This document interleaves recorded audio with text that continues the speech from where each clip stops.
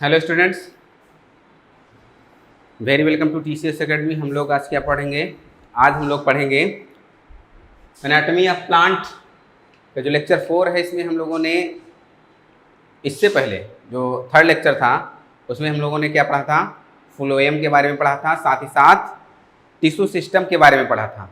Phloem और tissue system के बारे में पढ़ा था। टिश्यू सिस्टम के ही अंतर्गत एपिडर्मल जो टिश्यू हम लोगों ने पढ़ा था, एपिडर्मल टिश्यू पढ़ा था। आज हम लोग पढ़ेंगे एपिडर्मल टिश्यू का थोड़ा सा पार्ट रह गया था, जैसे स्टोमेटा। ठीक है, स्टोमेटा के बारे में पढ़ेंगे।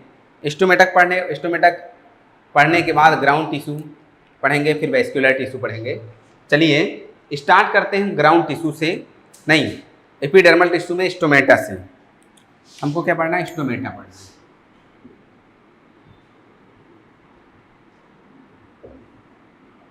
स्टोमेटा जबकि पढ़ा चुका हूं काफी चीज, इस स्टोमेटा से लेकर के काफी चीजें हम आपको पढ़ा चुके हैं,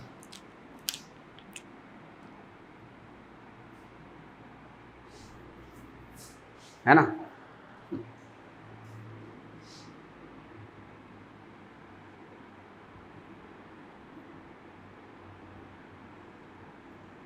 ये हम गार्ड सेल बना रहे हैं, बीन शेप होती हैं ये,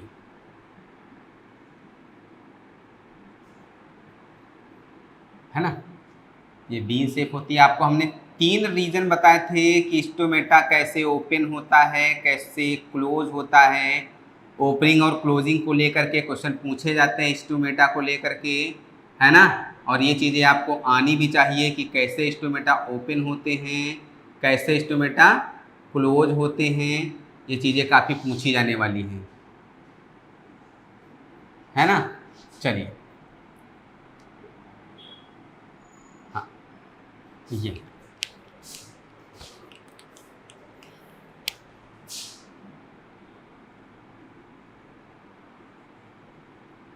सब्सिडियरी सेल होती हैं, साथ ही में होती हैं यहाँ पे।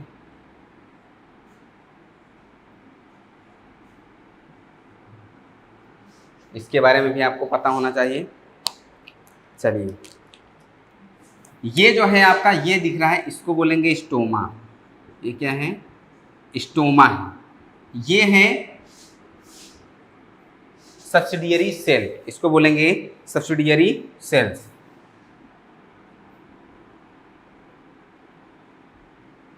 ये सब्सिडियरी सेल्स होती हैं। साथ ही साथ इसमें 2 गार्ड सेल्स पाई जाती हैं। ये जो 2 हैं, ये रेड कलर में दिख रहे हैं, ये दोनों क्या हैं? Guard cell. 2 गार्ड सेल्स होती हैं। और गार्ड सेल के साथ साथ इसमें आउटर वॉल भी होती है और इनर वॉल भी होती है। क्या होती है? ये आउटर वॉल, ये इनर वॉल। ये क्या हो गई? आउटर वॉल हो गई, जो कि थिन होती है। और ये अंदर वाली ये क्या हो गई? इनर वॉल हो गई। ये इनर वॉल हो गई जो कि थिक होती है। आउटर वॉल थिन होती है, इनर वॉल थिक होती है। छोटे छोटे बैंड पाए जाते हैं, उन बैंड को क्या बोलते हैं? या छोटे छोटे बैंड पाए जाते हैं, वो ट्रांसवर्स बैंड बोलते हैं। उनको क्या बोलते हैं? ट्रांसवर्स बैंड बोलते हैं। वो कहाँ पाए जाते हैं? वो आपके इसी में पाए जाते हैं।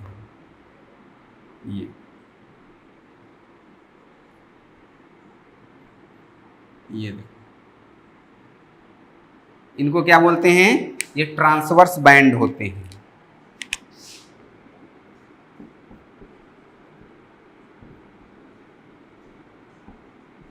ये ट्रांसवर्स बैंड्स होते हैं। किसके बने होते हैं? तो याद रखना, सेल्यूलोज के बने होते हैं।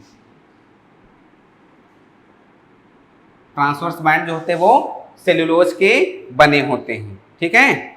और इसमें क्लोरोप्लास्ट भी पाए जाते हैं। इसमें बीच बीच में क्लोरोप्लास्ट भी पाए जाते हैं।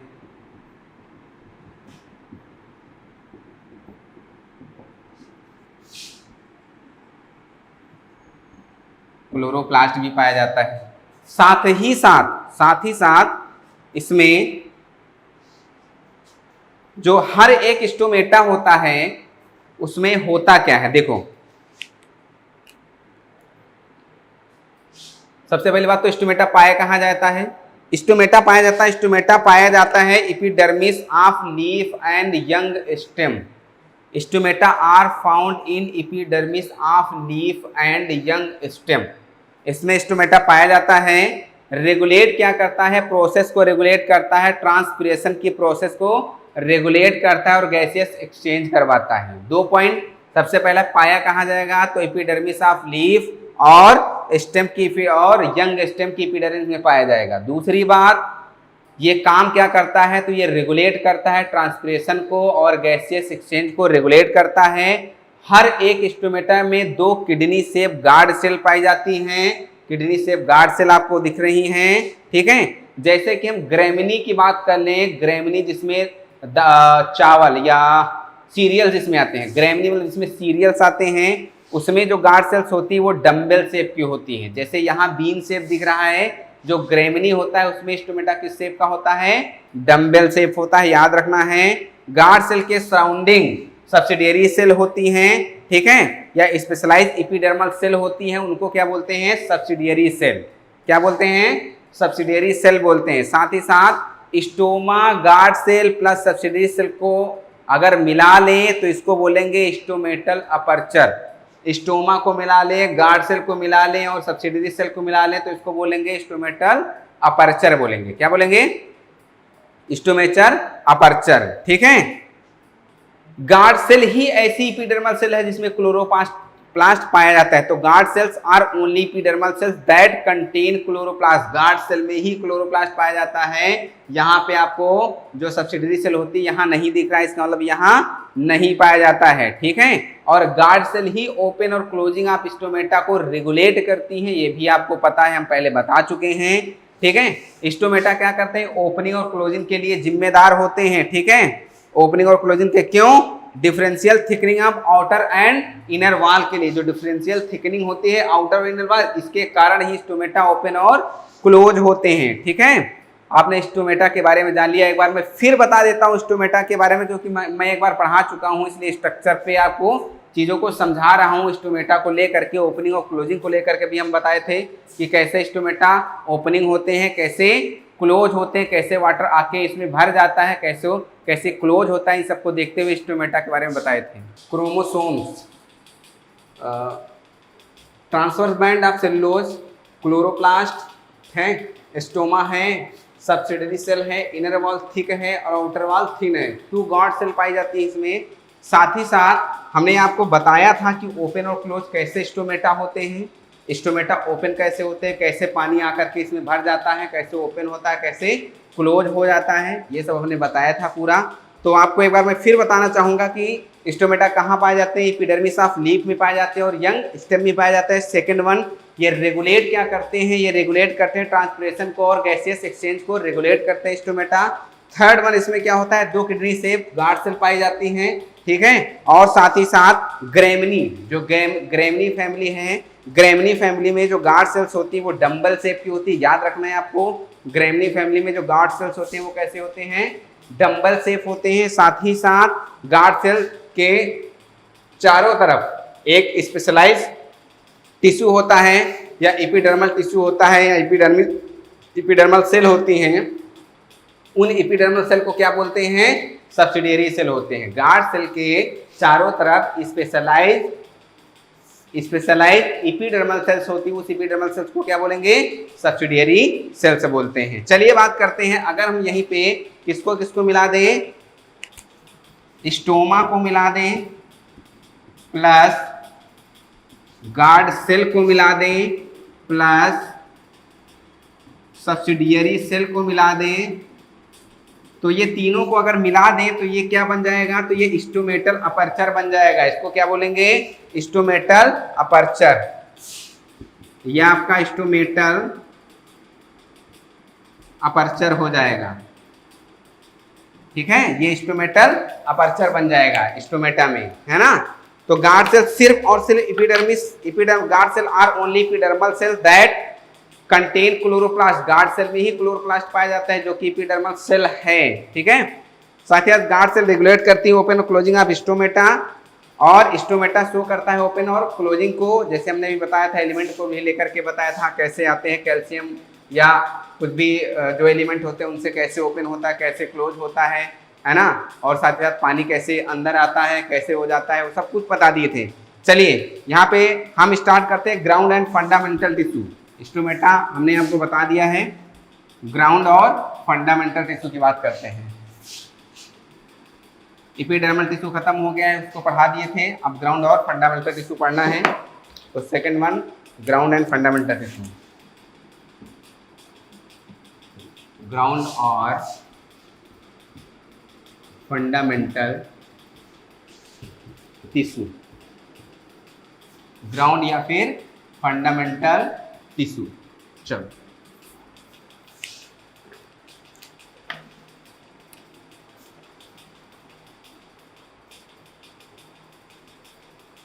देखो, जितने भी टिश्यू होते हैं, ऑल टिश्यू, जितने भी टिश्यू होते हैं उसमें सिर्फ और सिर्फ किसको छोड़ करके, एपिडर्मिस को छोड़ करके और वैस्कुलर बंडल्स को छोड़ करके, ठीक है, इन दोनों को छोड़ करके जो भी बनता है उसे ग्राउंड टिश्यू बोलते हैं। जैसे ऑल टिश्यू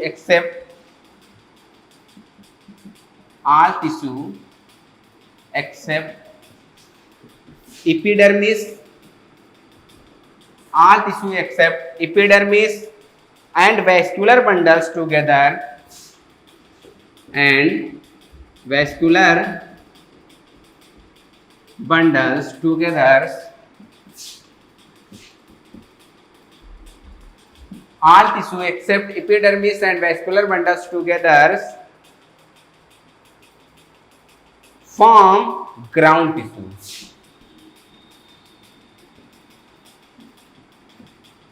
देखो, ऑल टिश्यू एक्सेप्ट एपिडर्मिस और वैस्कुलर बंडल दोनों साथ क्या बनाते हैं, ग्राउंड टिश्यू, है ना। सिर्फ एपिडर्मिस और वैस्कुलर बंडल को छोड़कर जितने भी टिश्यू होते हैं वो ग्राउंड टिश्यू बनाते हैं। यार एक बार फिर बता देता हूं आपको, जितने भी टिश्यू होते हैं वैस्कुलर बंडल और एपिडर्मिस को छोड़ करके जितने भी टिश्यू होते हैं वो क्या बनाते हैं, ग्राउंड टिश्यू बनाते हैं, ठीक है। इसमें इंक्लूड क्या क्या ग्राउंड टिश्यू में आता क्या क्या है, कॉर्टेक्स आता है, पेरिसाइकिल आता है, पिथ आता है और मेसोफिल आता है। तो आपको ये भी याद रखना है, it include cortex, pericycle, pith, cortex, pericycle, pith और मेसोफिल सेल्स, ठीक है। इतना सब आता है किसमें, ग्राउंड या फंडामेंटल टिश्यू में इतना आता है। जैसे हमने अभी आपको बताया था एपिडर्मल सेल में हमने क्या बताया था, स्टोमेटा बताया था, उसमें स्टोमेटा आता है, ट्राइकोम्स आते हैं, रूट हेयर आते हैं, एपिडर्मिस आती है। तो इतने जो भी था वो किसमें आया था, वो हमने एपिडर्मल टिश्यू में पढ़ा था। अब जो ग्राउंड टिश्यू पढ़ रहे हैं तो ग्राउंड टिश्यू में आपको क्या क्या देखना है, कॉर्टेक्स, पेरिसाइकिल, पिथ और मेसोफिल, ये सब आएंगे, साथ ही साथ एपिडर्मिस और वैस्कुलर बंडल को छोड़कर। वैस्कुलर बंडल को इसलिए छोड़ देंगे क्योंकि वो वैस्कुलर टिश्यू में आ जाएंगे। चलिए वो तो आगे बात करेंगे हम, अभी बात करते हैं और आगे क्या था, जो ग्राउंड या फंडामेंटल टिश्यू होते हैं, जो सिस्टम होता है वो सिंपल परमानेंट टिश्यू, जैसे पैरेंकाइमा, कोलेनकाइमा और स्क्लेरेंकाइमा, इससे बना होता है, ठीक है। तो ग्राउंड टिश्यू किससे बना होता है, जो ग्राउंड टिश्यू है ये किससे बना होता है, ये simple perma made up of simple permanent tissue, ये सिंपल परमानेंट टिश्यू से बना होता है, ठीक है। ग्राउंड या fundamental tissue system is made up of simple permanent tissue, जैसे पैरेंकाइमा, कोलेनकाइमा, स्क्लेरेंकाइमा, ये आपको पता है। जो ग्राउंड टिश्यू होता है किसका बना होता है, सिंपल परमानेंट टिश्यू का बना होता है, पैरेंकाइमा, ठीक है, कोलेनकाइमा, ठीक है, और स्क्लेरेंकाइमा, ठीक है। इन तीनों से मिलकर के क्या बना होता है, ग्राउंड टिश्यू या फंडामेंटल टिश्यू बना होता है। चलिए मैं बात कर लेता हूं, जो पैरेंकाइमा होता है वो प्रेजेंट कहां होता है, तो पैरेंकाइमा प्रेजेंट होता है कॉर्टेक्स, पेरिसाइकिल, पिथ और मेडुलरी रेस। तो पैरेंकाइमा इज प्रेजेंट इन, अगला पैरेंकाइमा कहां प्रेजेंट होता है, पैरेंकाइमा इज प्रेजेंट इन कहाँ, तो वो आपको याद रखना है cortex pericycle pith, cortex pericycle और pith, cortex pericycle pith and medullary rays, medullary rays. देखो parenchyma is present in, parenchyma present होता है कॉर्टेक्स पेरिसाइकल पिथ और मेडुलरी रेज में, है ना। ये अब देख लेते हैं, बात करते हैं जैसे लीव्स की, अगर ग्राउंड टिश्यू की बात कर लें, तो अगर लीव की बात कर लें ग्राउंड टिश्यू की, तो वो थिन वॉल्ड क्लोरोप्लास्ट होता है, उसमें थिन वॉल्ड क्लोरोप्लास्ट होता है। लीव की पैरेंकाइमा की बात कर लें, ग्राउंड टिश्यू आप पढ़ रहे हैं, ग्राउंड टिश्यू किसमें क्या क्या होता है, सिर्फ एपिडर्मिस और वैस्कुलर टिश्यू को छोड़ करके जितना भी बचता है वो ग्राउंड टिश्यू के अंतर्गत आता है। सेकेंड वन ग्राउंड टिश्यू में आपने ये जाना, इसमें कॉर्टेक्स पेरिसाइकल पिथ और मेसोफिल सेल होती हैं। थर्ड वन आपने इसमें ये जाना कि जो ग्राउंड टिश्यू होता है वो सिंपल परमानेंट टिश्यू से मिलकर के बना होता है, जैसे पैरेंकाइमा, कोलेनकाइमा और स्क्लेरेनकाइमा से मिलकर के बना होता है। साथ ही साथ आपको ये भी पता है कि पैरेंकाइमा प्रेजेंट होता है किसमें, कॉर्टेक्स में, ठीक है, और पेरिसाइकल में, पिथ में और मेडुलरी रेज में ये प्रेजेंट होता है, ठीक है। लीफ की बात कर ले तो लीफ का जो ग्राउंड टिश्यू होता है, ठीक है, वो थिन वॉल्ड होता है, उसमें क्लोरोप्लास्ट पाया जाता है, ठीक है, क्लोरोप्लास्ट कंटेनिंग सेल्स होती हैं, साथ ही साथ पैरेंकाइमेटस सेल्स होती हैं, उसको मीजोफिल सेल बोलते हैं। जो पैरेंकाइमेटस सेल होती है उनको क्या बोलते हैं, मीजोफिल सेल बोलते हैं। तो इसको नोट करके लिख देते हैं, in leaves, in leaves, leaves में होता क्या है, in leaves the ground tissue consist of, the ground tissue consist of, in leaf the ground tissue consist of thin walled chloroplast containing, thin walled chloroplast containing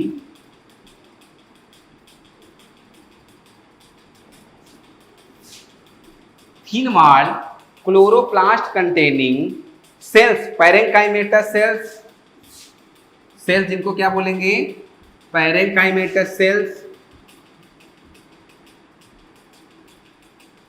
known as mesophyll cells, known as mesophyll cells, ठीक है। तो याद रखना leaf में क्या होता है, जो ग्राउंड टिश्यू होता है उसमें क्या होता है, वो thin walled chloroplast containing cell पाई जाती है या पैरेंकाइमेटस सेल पाई जाती है, उसको हम लोग मीजोफिल सेल्स बोलते हैं। क्या बोलते हैं, मीजोफिल सेल्स बोलते हैं। ये आपने पढ़ा ग्राउंड या फंडामेंटल टिश्यू में, है ना। इसके बाद स्टार्ट करते हैं वैस्कुलर टिश्यू सिस्टम। क्या, vascular tissue system, 3 tissue system पढ़ने थे। तो सबसे पहले हमने पढ़ा था कौन सा, एपिडर्मल टिश्यू सिस्टम, दूसरा ग्राउंड टिश्यू और तीसरा जो है वैस्कुलर टिश्यू सिस्टम पढ़ेंगे। अब अगला है vascular tissue system, vascular tissue system. चलिए वैस्कुलर टिश्यू सिस्टम में नाम से ही वैस्कुलर टिश्यू सिस्टम, तो ये बना किसका होता है, कॉम्प्लेक्स परमानेंट टिश्यू का बना होता है। किसका बना होता है, it is made up of complex permanent tissue. ये किसका बना होता है, कॉम्प्लेक्स परमानेंट टिश्यू का बना होता है। पहली बात, कॉम्प्लेक्स परमानेंट टिश्यू मतलब जाइलम एंड फ्लोएम, तो यहां लिख सकते हो आप जाइलम एंड फ्लोएम, ठीक है। It is made up of complex permanent tissue like xylem and phloem, ठीक है।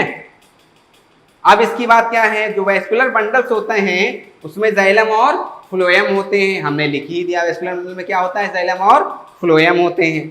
अब एक नया वर्ड आया है, यहीं पे ही आपको जानना है स्टील क्या होता है। स्टील क्या होता है, क्वेश्चन पूछा गया है। स्टील इज, 4 ऑप्शन दे दिए, उसमें क्या स्टील होता है वो आपको बताना है। तो याद रखना, जो स्टील होता है central cylindrical surrounded by pericycle is known as steel. ठीक, क्या होता है, central cylindrical surrounded by pericycle known as steel. Central cylindrical surrounded by pericycle, ठीक है, central cylindrical surrounded by pericycle is known as steel. मतलब steel में होगा क्या, वैस्कुलर बंडल होगा प्लस पिथ होगा। तो हम ये भी लिख सकते हैं कि steel is equal to vascular bundle plus pith. ये आपको याद रख लेना है, स्टील को वैस्कुलर बंडल और पिथ ये दोनों होते हैं, ठीक है। तो central cylindrical surrounded by pericycle is known as stele, ये भी याद रख सकते हो। साथ ही साथ वैस्कुलर बंडल प्लस पिथ ये भी आप याद रख सकते हो कि क्या होता है वैस्कुलर बंडल प्लस पिथ, ये स्टील होता है, ठीक है।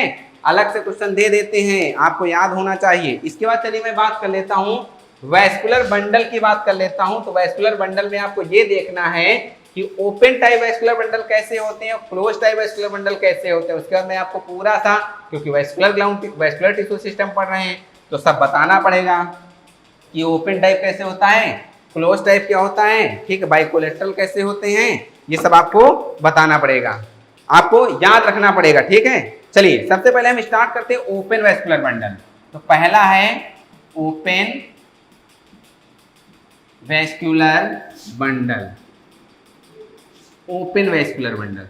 चलो ओपन वैस्कुलर बंडल, अगर डाइकाट स्टेम में कैम्बियम प्रेजेंट हो तो वो जो वैस्कुलर बंडल कहलाएगा वो कैसा कहलाएगा, ओपन वैस्कुलर बंडल। फिर से समझिए, डाइकाट स्टेम की बात कर लेते हैं। डाइकाट स्टेम में अगर कैम्बियम पाया गया बीच में तो वो कैसा वैस्कुलर बंडल होगा, ओपन वैस्कुलर बंडल होगा। देखिए मैं बना करके एक बता देता हूं आपको। ये एक वैस्कुलर बंडल है और ये आपको बीच में क्या दिख रहा है, ये आपको बीच में कैम्बियम दिख रहा है। ये क्या है, कैम्बियम, ये कैम्बियम है, ठीक है, ये क्या है, कैम्बियम है। ऊपर फ्लोएम है, नीचे जाइलम है भाई, ये फ्लोएम और ये जाइलम, और बीच में आपको क्या दिख रहा है, कैम्बियम। इस तरह के जो वैस्कुलर बंडल होंगे वो कैसे वैस्कुलर बंडल होंगे, वो ओपन वैस्कुलर बंडल होंगे। In dicot stem cambium is present, in dicot stem cambium is present.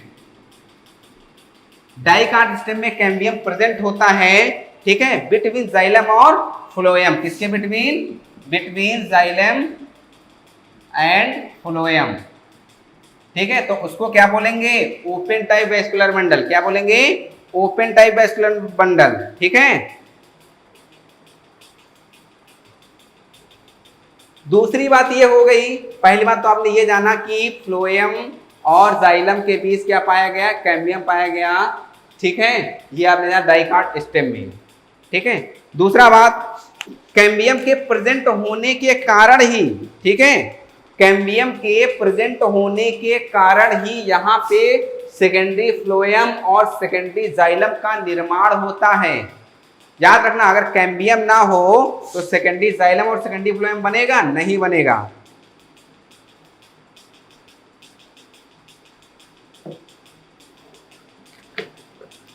Cambium के कारण ही एबिलिटी डेवलप हो जाती कि वहां पे क्या बनना स्टार्ट हो जाता है, सेकेंडरी जाइलम और सेकेंडरी फ्लोएम बनना स्टार्ट हो जाता है, इसलिए इसको बोलते हैं open type of vascular bundle. तो due to presence of cambium, due to presence of cambium, due to presence of cambium, they have ability to form, they have ability to form secondary xylem and secondary phloem. Due to presence of cambium, they have ability to form secondary xylem and secondary phloem. Therefore, they are called as, therefore they are called as या known as क्या, open vascular bundle, open vascular bundle, ठीक है, याद है आपको। Due to presence of cambium they have ability to form secondary xylem and secondary phloem, therefore they are known as open vascular bundle, ठीक है। चलिए बात करते हैं जो कैम्बियम वो किसका बना होता है, थिन वॉल मेरिस्टेमेटिक सेल का बना होता है। जो कैम्बियम होता है, cambium is made up of,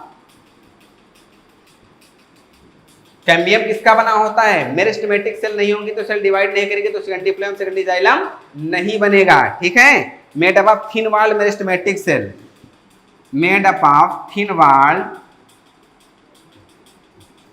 meristematic cell, मेटिक सेल, ठीक है। किससे बना होता है, थिन वॉल मेरिस्टेमेटिक सेल से बनी होती है कैम्बियम, है ना।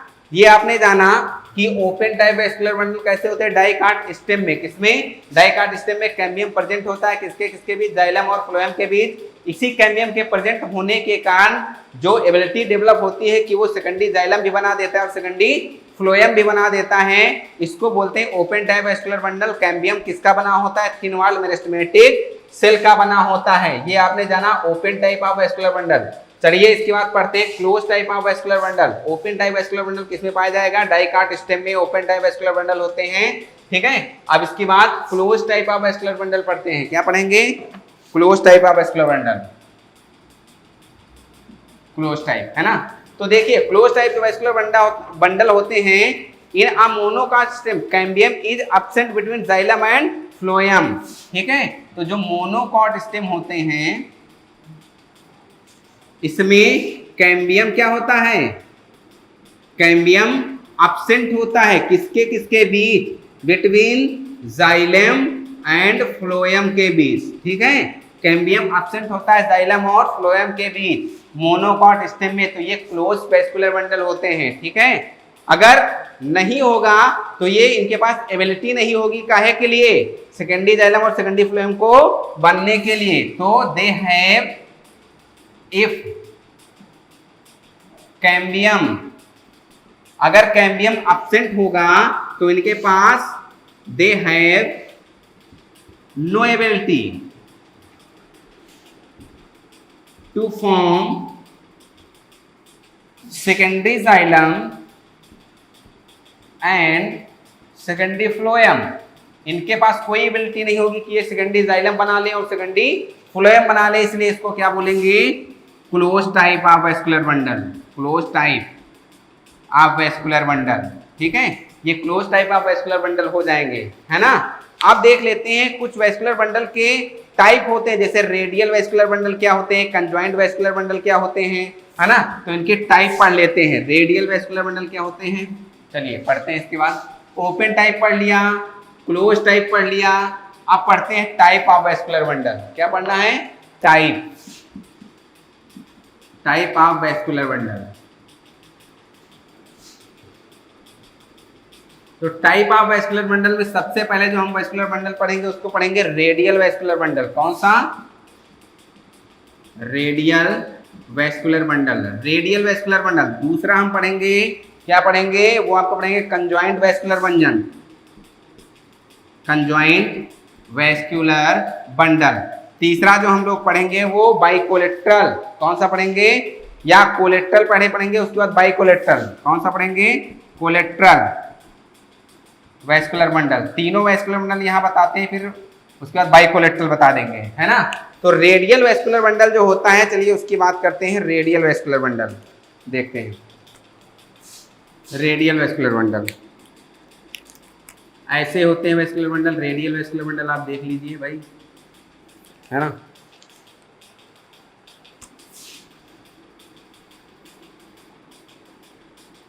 रेडियली अरेंज होते हैं, रेडियली अरेंज होते हैं, ठीक है। जो वैस्कुलर बंडल होते हैं कैसे अरेंज होते हैं, रेडियली अरेंज होते हैं।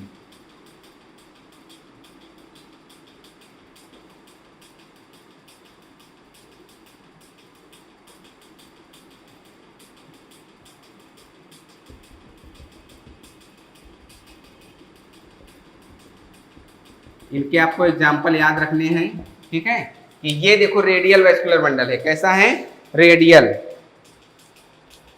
तो सबसे पहले है कि ये दोनों में पाए जाते हैं, monocot, both monocot and dicot, दोनों में पाए जाने वाला वेस्कुलर बंडल है। रेडियल वेस्कुलर बंडल दोनों में पाया जाने वाला वेस्कुलर बंडल है, ठीक है। मोनोकॉट और डाइकॉट रूट, ठीक है, दोनों की रूट में पाया जाने वाला वेस्कुलर बंडल, इसको क्या बोलेंगे, रेडियल, रेडियल वेस्कुलर बंडल, ठीक है। मोनोकॉट और डाइकॉट रूट दोनों में पाया जाता है। सेकंड वन, जाइलम और जो फ्लोएम होता है प्रेजेंट होता है डिफरेंट रेडाई पे, एक ही बात नहीं होता कि एक ही साथ ही हो, अलग अलग रेडाई पे प्रेजेंट होगा, ठीक है। इसमें क्या होगा, xylem and phloem present in different radii, xylem और phloem present in different radii. Xylem और फ्लोएम कहां प्रेजेंट होता है, डिफरेंट रेडाई पे प्रेजेंट होता है। जाइलम और फ्लोएम जो प्रेजेंट होता है वो अल्टरनेट मैनर में होता है, कैसे होता है, अल्टरनेट मैनर में होता है, डिफरेंट रेडाई पे होने के साथ साथ अल्टरनेट मैनर में होता है, ठीक है। कैसे होता है, दिख ही रहा है आपको, अल्टरनेट मैनर में, ठीक है। जाइलम फ्लोएम अल्टरनेट में, इस तरह के वेस्कुलर बंडल को हम लोग क्या बोलेंगे, रेडियल वेस्कुलर बंडल, क्या बोलेंगे, रेडियल वेस्कुलर बंडल। सबसे पहले दोनों मोनोकॉट और डाइकॉट रूट में पाया जाएगा। सेकेंड वन, जाइलम और फ्लोएम प्रेजेंट होगा डिफरेंट रेडाई पे। थर्ड वन, अल्टरनेट मैनर में भी पाए जाएंगे, है ना। चलिए, रेडियल वेस्कुलर बंडल हो गया, साथ ही साथ कंजॉइंट वेस्कुलर बंडल की बात कर लेते हैं। चलिए, कंजॉइंट वेस्कुलर बंडल, ये monocot and dicot, monocot and dicot stem में पाए जाएंगे, ठीक है। पहला पॉइंट, मोनोकॉट और डाइकॉट स्टेम में पाए जाएंगे। पहली बात, होते कैसे हैं, मोनोकॉट और डाइकॉट स्टेम में पाए जाते हैं। जाइलम और फ्लोएम प्रेजेंट होते हैं कुछ रेडाई पर, ठीक है। जो xylem and phloem present in same radii पे प्रेजेंट होते हैं, है ना, सेम रेडाई पे प्रेजेंट होंगे। देखिए,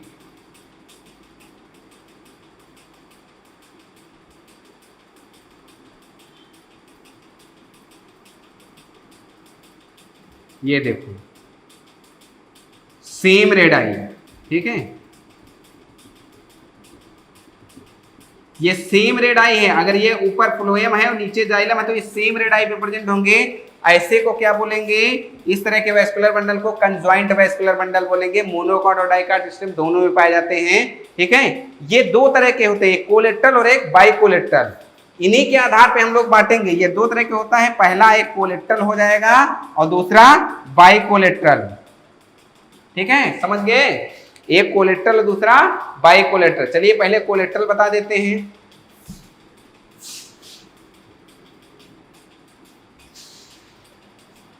जो कंजॉइंट वेस्कुलर बंडल होते हैं वो दो तरह के होते हैं, एक कोलेट्रल दूसरा बाइकोलेट्रल। तो पहला हो गया आपका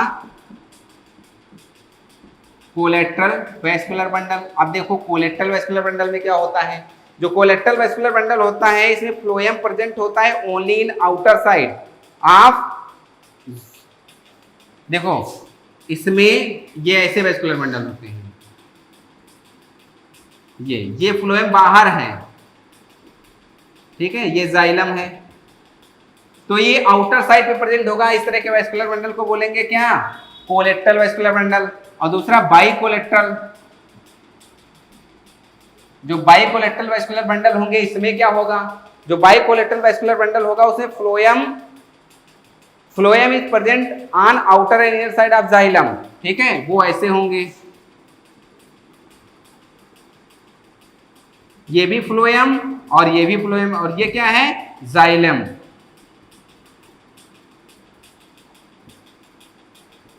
देखो आउटर और इनर साइड दोनों के बीच में अगर जाइलम पाया जाए तो उसको क्या बोलेंगे, बाइकोलेट्रल वेस्कुलर बंडल। बाइकोलेट्रल वेस्कुलर बंडल पूछा गया है सोलेनेसी और कुकुरबिटेसी से, हालांकि आपको हम बता चुके हैं। इसका एग्जांपल क्या है, सोलेनेसी एंड कुकुरबिटेसी, ठीक है। इसमें कैसा पाया जाता है, इसमें आपको मिलेगा by collector vascular bundle Solanaceae और कुकुरबिटेसी में, ठीक है ना। उसके बाद concentric vascular bundle, next third type concentric vascular bundle किसमें किसमें पाया जाएगा भाई।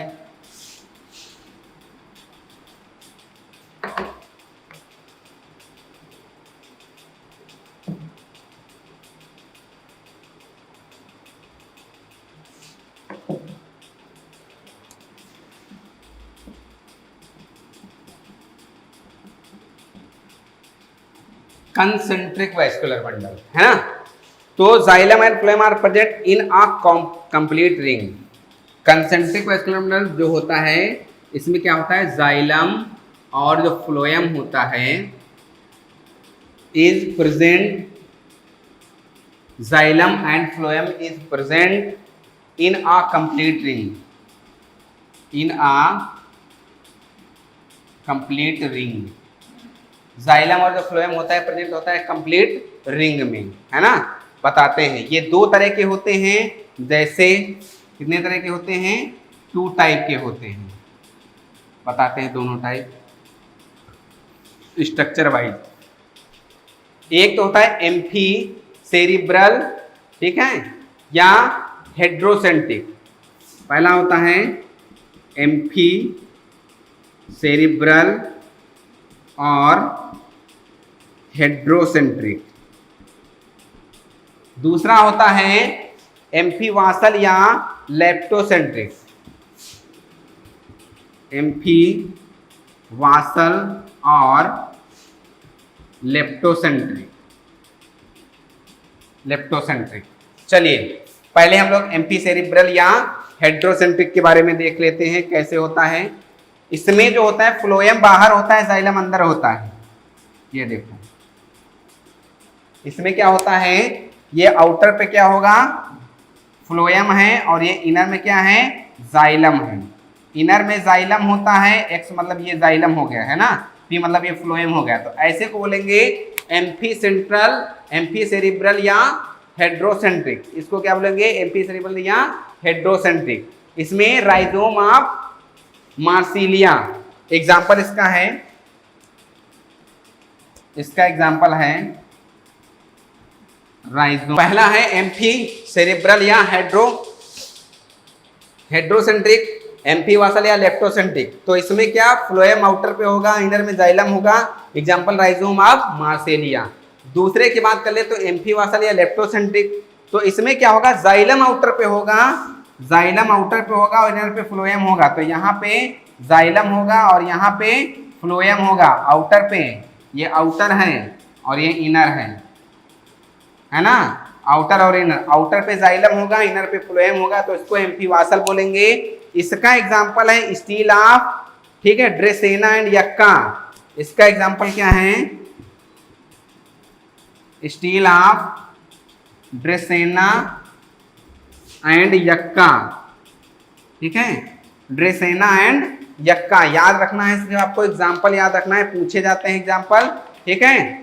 ये एग्जाम्पल इसके पूछे जाते हैं कि भाई वेस्कुलर बंडल जो होते हैं, बताइए एम्फी सेरिब्रल या हेड्रोसेंट्रिक वेस्कुलर बंडल का जो है एग्जाम्पल बताइए। तो आपको बताना होगा कि किसमें राइजोम ऑफ मार्सिलिया में पाया जाएगा, एम्फीवासल या लेप्टोसेंट्रिक का बताना होगा तो आप बताएंगे स्टील ऑफ ड्रेसेना एंड यक्का में पाए जाएंगे। ये वेस्कुलर बंडल के बारे में आपने पूरी जानकारी ली।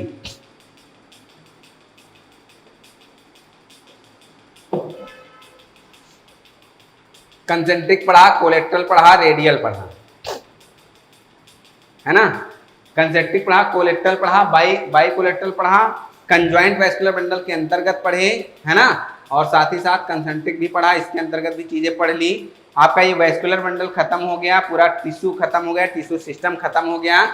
इसके बाद हम आपको नेक्स्ट वीडियो में, नेक्स्ट लेक्चर में हम आपको पढ़ाएंगे कंपैरिजन मोनोकाट और डाइकाट रूट में, मोनोकाट डाइकाट स्टेम में, है ना।